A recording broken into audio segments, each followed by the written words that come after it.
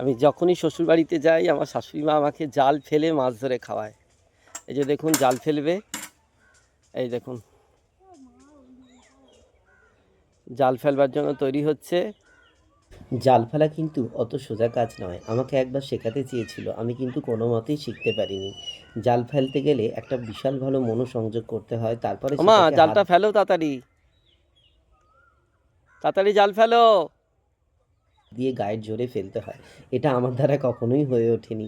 তাই সব কাজ কি সবার দ্বারা হয়ে ওঠে বলুন তো? সবাই সব কিছু কি পারে? তাহলে তো পৃথিবী অন্য ধরন হয়ে যেত, সবাই সব কিছু পারত। এই যে দেখুন কি সুন্দর জালটি ফেললো। এবারে দেখুন মাছ তুলে আনবে জাল থেকে। কত সুন্দর লাগে না এই জাল ফেলা দেখতে? আমি যখনই যাই আমার শ্বশুর বা আমার শাশুড়ি যখনই জাল ফেলে আমি ভিডিও করি। দেখুন এই যে জাল তুলছে। এই গ্রামের দিকে জাল ফেলা জাল তোলা এগুলো সত্যি খুব সুন্দর। এগুলো তো আমরা সব